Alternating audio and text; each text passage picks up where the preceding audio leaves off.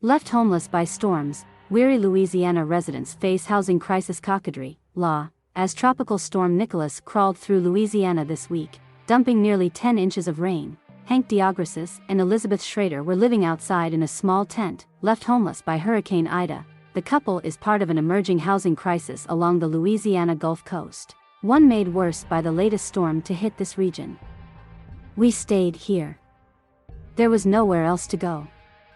It was raining hard all day. It was downpour after downpour, and it never stopped," Deograssus told the PBS NewsHour, rain pelting his tiny tent. On August 29, their home and hundreds of others in their fishing village of COCODRIE were blown off their pilings.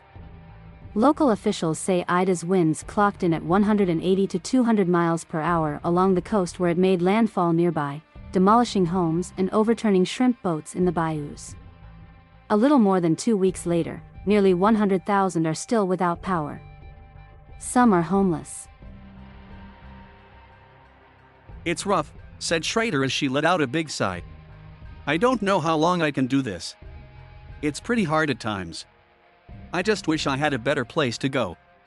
A roof over my head where I can take a bath and clean up." Elizabeth Schrader lost her house to Hurricane Ida. "Imagine when I pulled up in that driveway, and all I saw was the pilings. There was no house. My neighbor's house was gone. I was terrified," Schrader said. Photo by Roby Chavez/PBS NewsHour. Schrader, whose eyes were swollen and red from crying, swept the sidewalk leading to the home that no longer exists. Her husband walked the shoulder of their street, looking for any trace of their former life. So far, they've only found one item, a small ceramic church. The storms have passed, but the misery continues. Hurricane Ida battered one of the poorest regions of the country. 60% of homes in Louisiana's Bayou region along the Gulf Coast, including hard-hit Lafourche and Terrebonne parishes, have been deemed unsafe according to parish officials. In some hard-hit areas, estimates suggest that 90% of the homes are uninhabitable, including nursing homes and apartment complexes. Local officials say there simply is not enough affordable housing for all the people left homeless. Few homeowners or renters have insurance.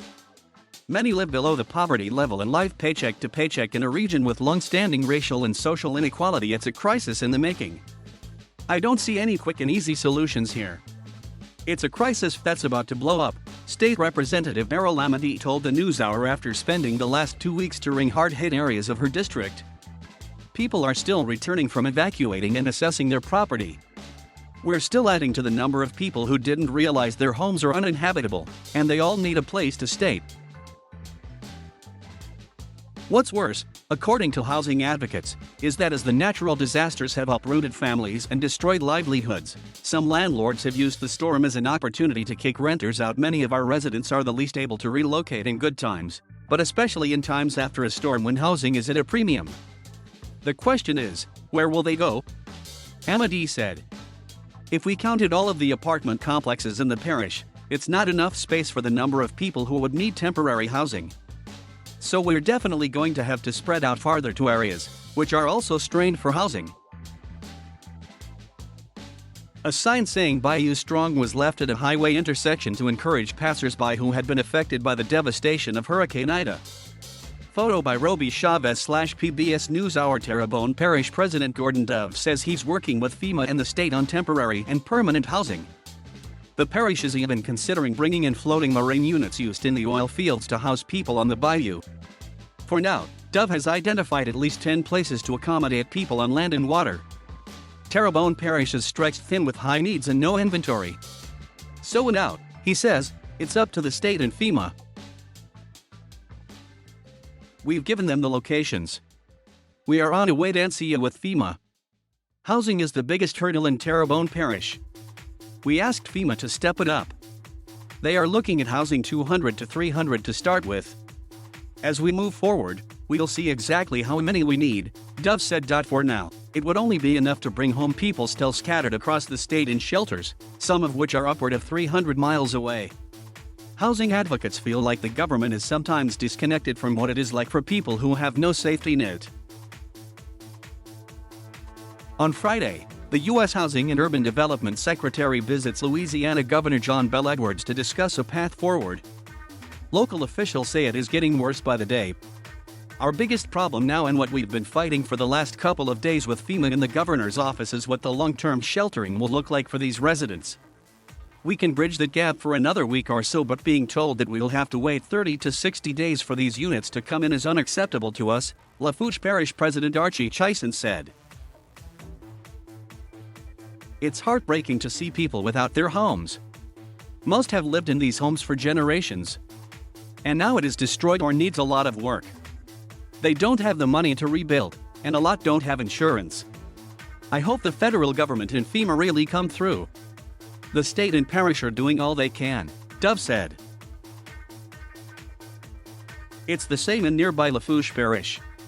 Ida survivors worry the heavy rainfall for Nicholas could make matters worse. Many of the homes in both areas are uninhabitable, with holes punched through roofs and growing mold.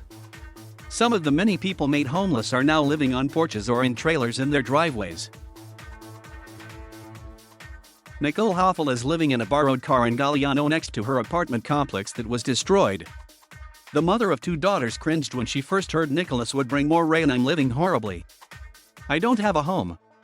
It's the purest form of hell I can think of, Hoffel said, crying from the front seat of her friend's Chevy Malibu as rain poured from the sky. My roof is leaking, and it's raining all over my apartment.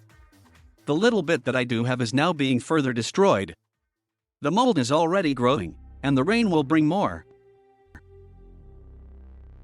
Deograssus and Elizabeth Schrader built a makeshift shelter with scrap wood and blue tarps.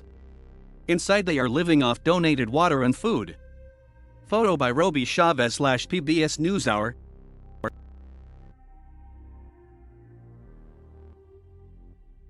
Thank you for watching. Please subscribe.